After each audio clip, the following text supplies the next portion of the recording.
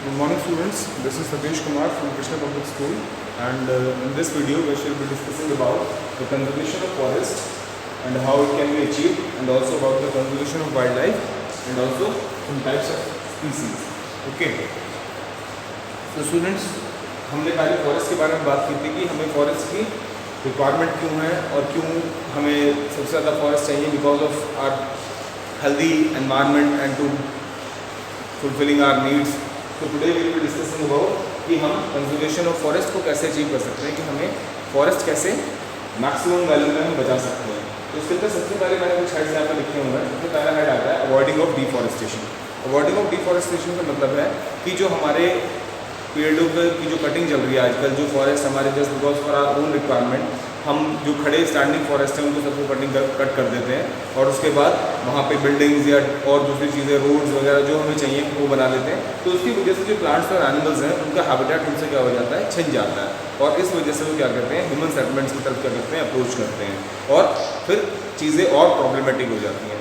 तो इसलिए हमें डिफॉरेस्टेशन को सबसे पहले क्या करना है, अवॉइड करना है, सो दैट कि एक ऐसी सिचुएशन हो सके जिसकी वजह से फॉरेस्ट एक सफिशिएंट अमाउंट में हमारे पास हो. सेकेंड है एक्सेसिव ग्रेजिंग. अब अगर जो डोमेस्टिकेशन होता है एनिमल्स का, उसकी अगर पॉपुलेशन बहुत ज़्यादा बढ़ जाएगी तो जो फार्मर्स होते हैं या जो एनिमल हस्बेंड्री कराते हैं वो क्या करते हैं, इन एनिमल्स को ओपन में छोड़ देते हैं. और ओपन में छोड़ने की वजह से कहीं पर जैसे कोई छोटे प्लांट्स हैं या ग्रास वगैरह लगी हुई है जो सॉइल इरोजन या और दूसरी चीज़ों में बहुत हेल्पफुल है, उनको ये सारे एनिमल्स क्या कर देते हैं, एक्सेसिव ग्रेजिंग की वजह से ख़त्म कर देते हैं. और एक्सेसिव ग्रेजिंग की वजह से इन्हें खत्म कर देने की वजह से क्या होता है कि सिचुएशन जो होती है वो थोड़ी प्रॉब्लमेटिक हो जाती है. वहाँ पे सॉइल इरोजन होता है और जो छोटे छोटे प्लांट्स जिनको वो खा गए हैं वो बड़े ट्रीज नहीं बन पाते हैं. तो अकॉर्डिंगली एक तरह से आप देख सकते हैं कि it is excessive grazing is a part of deforestation होगी. बहुत ज़्यादा ग्रेजिंग भी करना एनिमल्स के द्वारा क्या हो जाता है, डिफॉरेस्टेशन का ये एक पार्ट बन जाता है. ओके. इसके बाद आता है हमारा पॉइजनिंग ऑफ बायोडाइवर्सिटी. बायोडाइवर्सिटी के बारे में मैंने आपको बिल्कुल छोटा सा कॉन्सेप्ट कल बताया था कि बायोडाइवर्सिटी के अंदर वो सब चीज़ें आ जाती हैं जो हमारी लिविंग है, along with plants, animals, micro organisms, us and all the things which are living in this on this planet earth are comes under biodiversity. और उनका पॉइजनिंग कैसे हो रहा है, सबसे बेस्ट एग्जाम्पल है यमुना रिवर. ओके.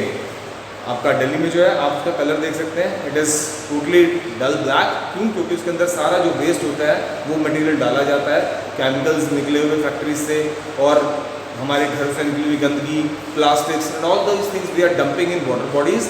एंड जहाँ पर भी हमें खुली जगह दिखती है वहाँ पर क्या कर देते हैं, गंदगी फेंक देते हैं. तो इसकी वजह से बायोडाइवर्सिटी मतलब ये पूरा का पूरा एनवायरनमेंट जिसमें हम सब हैं, हमारे सराउंडिंग्स हैं, वो सब क्या हो रहा है, सड़ रहा है, पॉइजन हो रहा है, ठीक है, जहरीला हो रहा है. और जिसका पूरा इम्पैक्ट किसके ऊपर आने वाला है, हमारे ऊपर आने वाला है, because we are so responsible for doing all these things. And this point is of crucial importance. हमारा जो वेस्ट मैनेजमेंट है अगर वो प्रॉपर होगा तो इस पॉइजनिंग को हम क्या कर सकते हैं, बहुत अच्छे लेवल से कम कर सकते हैं. तो this has to be done. Okay. अब हम बात करते हैं कंजर्वेशन ऑफ वाइल्ड लाइफ के बारे में. वाइल्ड लाइफ की कंजर्वेशन की हमें क्यों ज़रूरत है, मैंने आपको 3 लेवल फूड चेन से बताया था, grass eaten by deer and deer eaten by tiger. अगर इन तीनों में से कोई एक लेवल भी हमारा हट जाता है तो उसकी वजह से क्या होगा, पूरा का पूरा फूड चेन हमारा डिस्टर्ब हो जाएगा. ठीक है. जैसे मान लो अगर ग्रास आपने हटा दी तो वो डियर को नहीं मिली, और डियर जिंदा नहीं रह पाया तो टाइगर भी ऑटोमेटिकली मर जाएगा. क्योंकि it is just for an example. वो डियर की जगह बफेलो भी हो सकती है, काऊ भी हो सकती है, इट कैन बी एनीथिंग. सो हमारे पास ये चीज़ें क्या आ जाएगी, this thing comes under conservation of wild life. अगर हम वाइल्ड लाइफ को कंजर्व नहीं करेंगे तो इसकी वजह से जो सिस्टम है पूरा का पूरा, जो इकोलॉजिकल बैलेंस है हमारा, वो क्या होगा, बिगड़ जाएगा. ओके. अब हम कैसे कंजर्व कर सकते हैं हमारी वाइल्ड लाइफ को, इसके अंदर पहला हेड हमारा आ जाता है बाय क्रिएटिंग न्यू फॉरेस्ट. हमें न्यू फॉरेस्ट बनाने की ज़रूरत है क्योंकि हम कुछ फॉरेस्ट काट चुके हैं पहले ही अपने बेनिफिट के लिए या अपनी ज़रूरतों के चलते. तो जब हमने उनको काट दिया है, वहाँ से पूरी तरह से हटा दिया, तो कहीं दूसरी जगह पे जहाँ खाली लैंड है तो वहाँ पे ज़रूरत है हमें नए फॉरेस्ट की बनाने की. अगर हम वहाँ नए फॉरेस्ट नहीं बनाएंगे तो क्या होगा, उससे पोल्यूशन का लेवल बहुत ज़्यादा होगा. पोल्यूशन का लेवल राइज होने की वजह से जो ऑक्सीजन की क्वांटिटी है हमारी एयर में वो क्या हो जाएगी, डिक्लाइन हो जाएगी and will be affecting from respiratory diseases और ब्रीदिंग प्रॉब्लम्स. और हमें रेस्पिरेटरी प्रॉब्लम होगी या ब्रीदिंग प्रॉब्लम्स होगी. देन आ जाता है हमारे पास सेकेंड हैंड कंजर्वेशन में वाइल्ड लाइफ सेंचुरीज. और वाइल्ड लाइफ सेंचुरीज क्या होती हैं, they are specific modified places which provides the natural environment to those species which are suppose to be endangered और ड्यू टू और रेयर. मतलब wildlife centuries वो होती हैं जहाँ आपको एक नेचुरल सेटअप, एक नेचुरल एनवायरनमेंट प्रोवाइड किया जाता है उन स्पीसीज़ को, उन एनिमल्स को जो बहुत रेयर हैं या एंडेंजर्ड हैं या ख़त्म होने वाले हैं, ठीक है। तो उन्हें हम क्या कहते हैं, वाइल्ड लाइफ सेंचुरीज कहते हैं। और वहाँ पे उन्हें वो सब चीज़ें प्रोवाइडेड होती हैं जैसे शेल्टर, फूड, वो सब कुछ जैसा उनका नेशनल एनवायरनमेंट उन्हें चाहिए होता है, तो उन्हें क्या कहते हैं, वाइल्ड लाइफ सेंचुरीज कहते हैं। नेक्स्ट आ जाता है बाय डेवलपिंग नेशनल पार्क्स। अब वाइल्ड लाइफ सेंचुरी जो होती हैं उनका एरिया सीमित होता है, वो थोड़े छोटे होते हैं, बट जो नेशनल पार्क्स होते हैं ये बहुत बड़े होते हैं। They are surrounded even 100 kilometres, इतने बड़े होते हैं। और इनके अंदर जो होते हैं, इनके अंदर भी हम उन वाइल्ड एनिमल्स को रखा जाता है जो एंडेंजर्ड हैं या बहुत रेयर हैं, सो दैट कि उन्हें प्रिजर्व किया जा सके, कंजर्व किया जा सके, सो दैट कि हमारे आगे आने वाली जनरेशन भी जान सके कि इस टाइप के एनिमल्स भी हमारे प्लानट पे रहते हैं। क्योंकि आजकल क्या हो रहा है कि बहुत ज़्यादा एनिमल्स का हंटिंग हो रही है just for our own sake and for earning money. अब जैसे वन हॉर्न राइनो होता है, उसकी हंटिंग होती है, उसका जो हॉर्न होता है उसके लिए, जो उसका सींग होता है, ताकि उससे आर्टिकल्स बनते हैं, वो बहुत कॉस्टली बिकते हैं हमारे मार्केट्स में, क्योंकि डिमांड उस चीज़ की। तो अगर उनकी हंटिंग नहीं होगी या उनके लिए हम नेशनल पार्क्स वगैरह बना देंगे तो उनकी हंटिंग को किसी तरह से क्या किया जा सकता है, पर्टिकुलर अमाउंट पे रोका जा सकता है और उन्हें कंजर्व किया जा सकता है।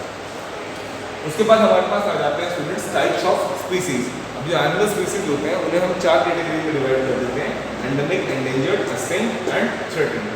एंडेमिक स्पीसीज वो होती हैं जो एक पर्टिकुलर तरह के नेचुरल सेटअप और एनवायरनमेंट में रहती हैं, ये सब जगह आपको नहीं मिल सकती हैं।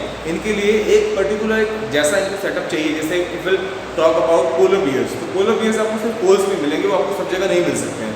अगर आप किसी जू की बात करें तो जू में अगर आपको पोलर बियर रखना होगा तो उसको वहाँ पे एकदम चिल्ड एनवायरनमेंट आपको प्रोवाइड करना होगा, वरना वो सर्वाइव नहीं कर पाएगा, क्योंकि उसने अपनी बॉडी को इस तरह से अडेप्टिव बना लिया है कि वो एक बहुत चिल्ड और चिलिंग एनवायरनमेंट में रहता है, ठीक है।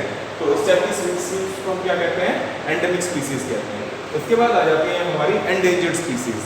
एंडेंजर्ड स्पीसीज स्टूडेंट्स वो होती हैं जो अभी खतरे में है या वल्नरेबल है बहुत ज़्यादा, जिनका बहुत ज़्यादा शिकार होता है। कुछ दिन पहले आपने सुना होगा टाइगर्स के बारे में भी, राइनोसॉरस के बारे में, एलिफेंट्स के बारे में। सो ये ऐसी स्पीसीज हैं इनकी बहुत ज़्यादा हंटिंग हो रही है और इन्हें ज़रूरत है कंजर्व करने की। एंडेंजर्ड मतलब ये एक खतरे की तरफ जा रहे हैं और ये एक टाइम ऐसा आएगा कि पूरी तरह से खत्म हो जाएंगे, तो इसलिए इन्हें हमें बचाने की ज़रूरत है। They are in the grips of danger, okay. तो दो species are known as endangered. इसके बाद आ जाती है हमारे पास एक्सटिंक्ट। एक्सटिंक्ट स्पीसीज वो होती हैं जो कभी हुआ करती थी और एंडेंजर्ड हुआ करती थी और उन्हें हम कंजर्व नहीं कर पाए टाइम पे, तो वो पूरी तरह से खत्म हो गई हमारे प्लानेट से, ओके। तो उन्हें हम कहते हैं एक्सटिंक्ट स्पीसीज। और थ्रेटेंड कौन सी होती है हमारी? थ्रेटेंड स्पीसीज वो होती हैं जो एनिमल्स हमारे बहुत रेयर हैं और एंडेंजर्ड हैं, उन्हें हम कहते हैं थ्रेटेंड स्पीसीज, और जिन्हें हमें किसकी ज़रूरत है, बचाने की ज़रूरत है, ओके। तो they came under the category of threatened species. So students, I hope you understand the concept of conservation of this forest. Why there is a need to conserve forest, and also why there is a need to conserve wildlife, and what are the methods of conserving forest and wildlife, and what are the types of species. And I hope this video will help you out. Thank you very much for listening to me so far.